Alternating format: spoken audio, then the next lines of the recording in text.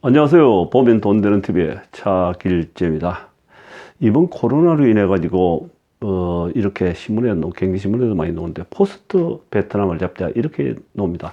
사실은 글로벌 기업들, 국내 기업들도 마찬가지지만 또 이번 코로나로 인해 가지고 중국에 대한 불신은 더 커졌습니다. 사실은. 그래서 중국 내부가 상당히 어렵다. 점점 갈수록 시한폭탄 같은 그런 나라로 간다. 이렇게 얘기들 합니다. 그런 그에 비해 가지고 베트남은 중국에서 빠져나오는 기업들, 또 세계적으로 빠져나오는 글로벌 기업들까지도 투자 요청이 너무 많이 오가지고, 요즘도 그저께하고 계속 조사를 해보니까 너무 많이 들어오니까 받지를 못하겠다. 요청이 너무 많이 들어오니까. 이렇게 즐거운 비명을 합니다. 자, 지금 요런 실정인데,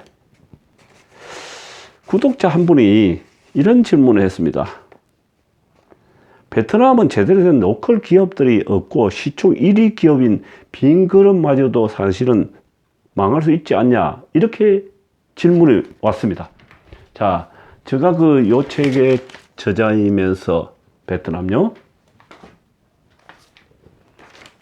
요 책도 저자입니까? 베트남의 베트남을 공부를 하면서 이 책을 쓰기 위해서도 공부를 했고, 또 현지에 가가지고도 하고 있고, 빈그룹에 대해서 시총 1인 빈그룹에 대해서 공부를 안 했겠습니까? 그리고 빈그룹에 대해서 유독 많이 또 투자를 많이 해놓고 있습니다. 그러니까 빈그룹이 민영이지만 어떤 기업인지, 어떤 사람이 지금 빈그룹을 이끌고 있는지를 누구보다도 사실은 인터넷 저기에 수도 없이 나와 있는 것보다도 다 제가 많이 알고 있습니다. 사실은 많이 아는데, 빈그룹은 팜이라는 이 사람이 실질적으로 나이는 50대 초반 중반도 지금 채 안 됐는데, 베트남이 빈그룹이고 빈그룹이 베트남이다.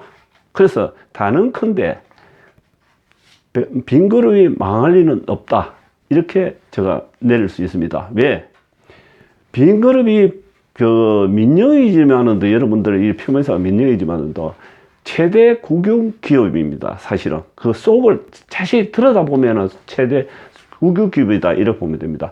베트남의 총리부터 시작해서 핵심, 베트남의 제일 상류 요직에 있는 사람들이 주주로 딱 이루어져 있고, 그 사람들하고 끼 가지고 전다 이렇게 땅을 주고 허가를 내주고 모든 걸 할 수 있게끔 밀어주고 한다는 겁니다.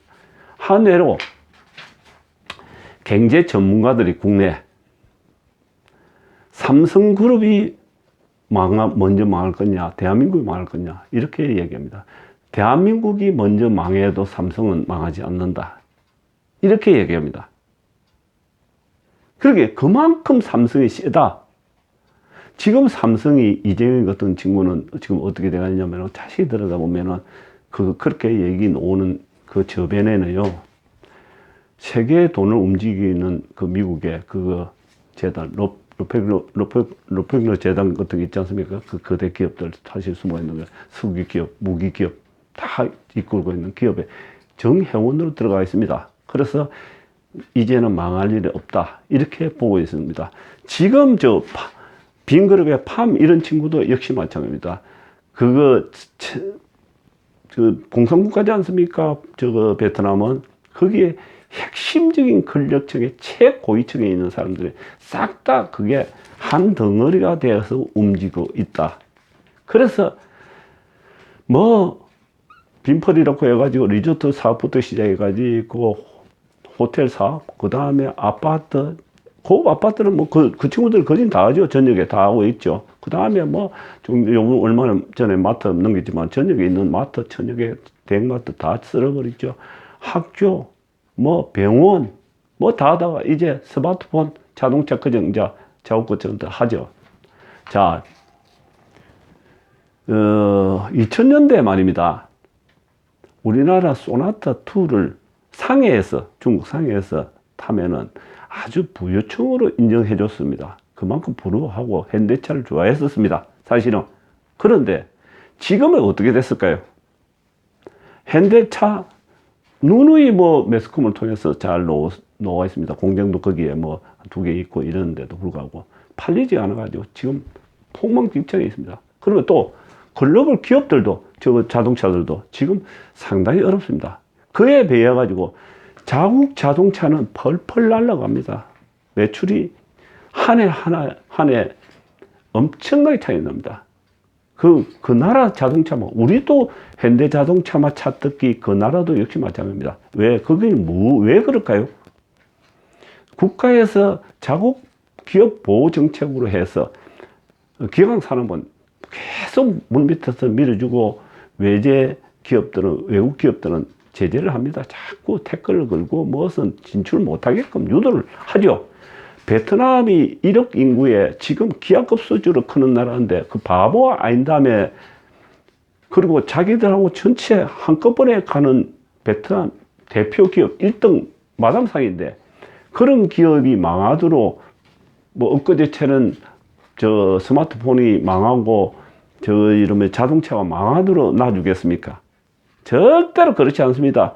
삼성이 들어가가지고 지금 베트남에서 스마트폰을 만들고 가전도 밑에서 백색 가전도 만들고 다 합니다. 다 하는데, 우리는 외국 기업입니다. 거기 가서 판소리 한다?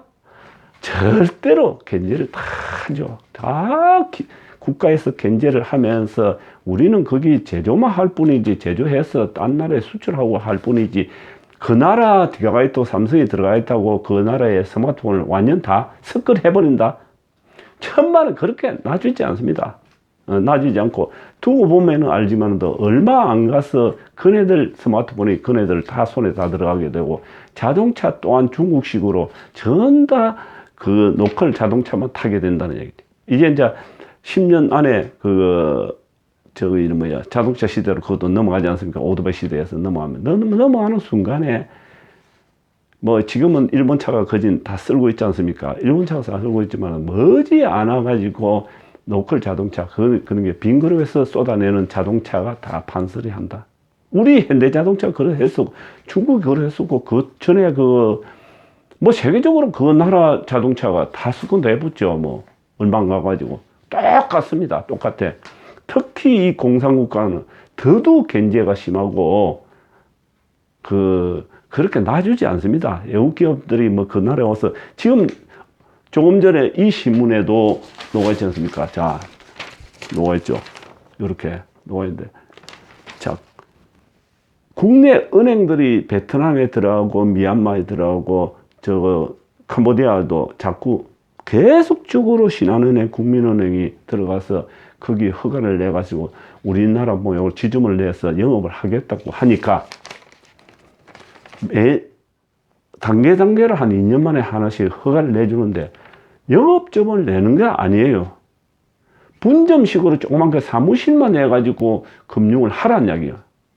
그리고 우리나라 기업들이 금융회사, 은행들이 들어가가지고 우리나라 간판은 다르지만 실질적으로 그 나라 은행이에요. 그 사람들만 쓰고 모든 시스템이 거기만 하지, 우리 여기 집어넣고 거기 가서 돈 찾고 그렇게 절대 안 됩니다. 어떤 사람들인데 그걸 갖다 멍청하게 은행에 다 안방을 내주겠습니까? 아무리 금융 시스템이 지네들 엄청나게 떨어지가 있는데. 그렇게 보시면 아마 될 겁니다. 딴 나라도 마찬가지입니다. 그래서 저는 신뢰는 상당히 큽니다. 이 브랜드 파워도 있고, 빈그룹이라 그런 게 파워도 있고, 모든 게 1등 기업은 절대로 죽지 않더라. 그래서 저는 거기에 장기적으로 내 노후 자원까지도 투자해놨고 있다. 이렇게 보면 되겠습니다. 여러분 감사합니다.